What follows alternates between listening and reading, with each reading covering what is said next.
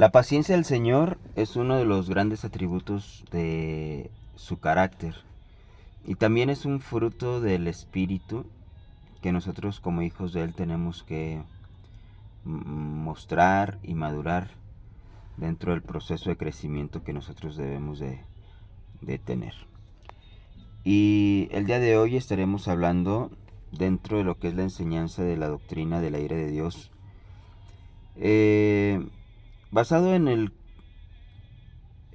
libro de Joel, capítulo 2, versículo 13, que dice: rasgad vuestro corazón y no vuestros vestidos, y convertíos a Jehová vuestro Dios, porque misericordioso es y clemente, tardo para la ira y grande misericordia, y que se duele del castigo.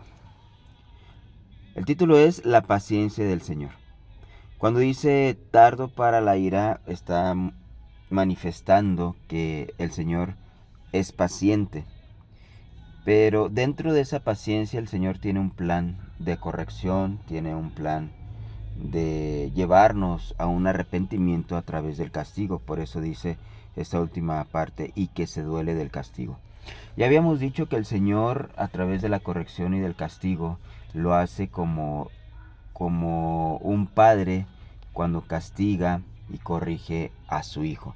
Un padre que ama a su hijo lo castiga, lo disciplina, y podría causar cierto dolor en el corazón del padre cuando, pues, inevitablemente el hijo merece un castigo, merece una corrección. Y aún con el dolor de su corazón tiene que hacerlo, porque de otra manera estaría perjudicando a su hijo.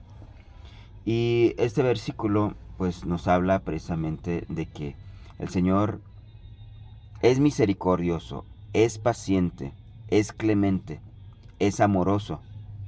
Sin embargo, nosotros podemos provocarle a ira, a enojo, y dentro de ese enojo y de esa ira pues va a producir un castigo sobre nosotros, aunque al Señor, como dice aquí, Él se duele como se duele un padre hacia su hijo, que le ama y lo tiene que disciplinar, como ya lo hemos comentado.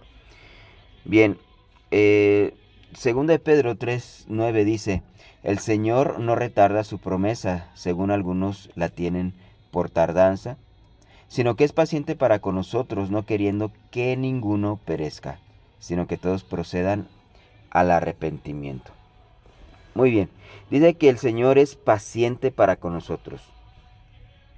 Cuando una persona peca, y a veces no viene la consecuencia inmediatamente, sino que puede tardar un tiempo, incluso pueden tardar años en que puedan venir las consecuencias a nuestras vidas, el Señor está expresando hacia nosotros una paciencia.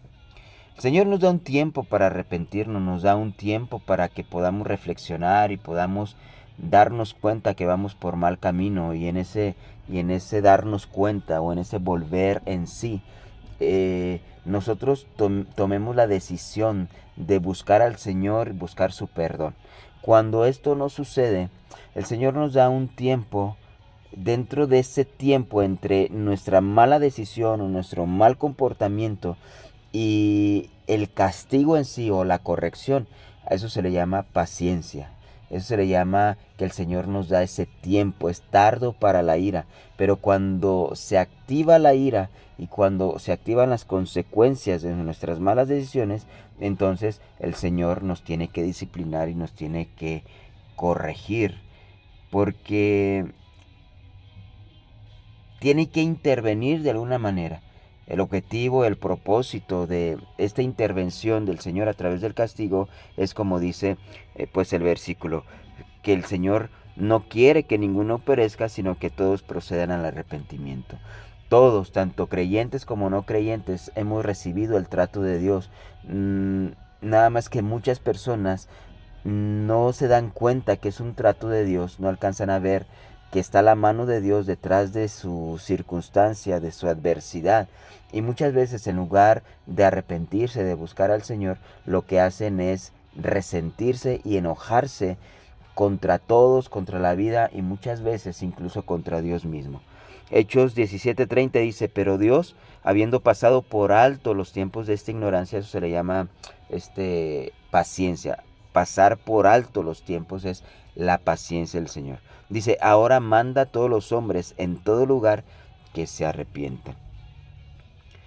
El Señor pasa por alto por un tiempo nuestros pecados, los pecados de ignorancia, porque muchas veces nosotros podemos estar pecando y no nos damos cuenta que estamos actuando mal o que realmente pensamos que estamos bien, pero en realidad estamos mal, delante de los ojos de Dios estamos mal.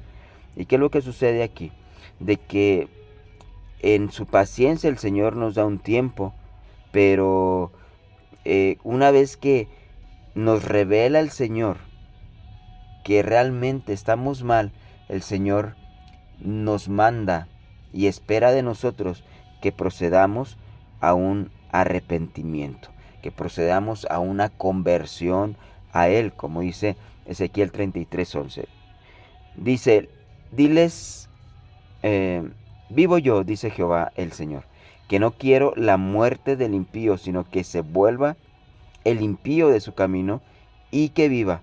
Volveos, volveos de vuestros malos caminos, ¿por qué moriréis, oh casa de Israel? Dice este versículo que el Señor no quiere la muerte del impío, ya lo hemos mencionado muchas veces y en otros textos bíblicos parecidos. Dice que, sino que el impío se vuelva de su camino, un camino contrario, un camino que se aleja cada vez más del Señor. Volvernos de nuestro camino significa tener una conversión al Señor o abandonar el camino de perdición en el cual podríamos estar andando y retomar un camino que es el camino de la vida, que es el camino que nos lleva a la casa del Padre para tener una vida eterna en la presencia del Señor. Y dice, volveos, esa es conversión, volveos, volveos de vuestros malos caminos. Malos caminos significa que están influenciados por el malo, están influenciados los pensamientos, los planes, están influenciados por el enemigo. Dice, ¿por qué moriréis? Está hablando aquí de la condenación eterna. ¿Por qué moriréis eternamente, oh casa de Israel? El Señor nos trae esta exhortación, nos corrige a través de las circunstancias, de las adversidades, de la corrección. Y todo eso nos tiene que llevar a tener una autorreflexión y convertirnos al Señor para no morir eternamente en el lago de fuego. Amén.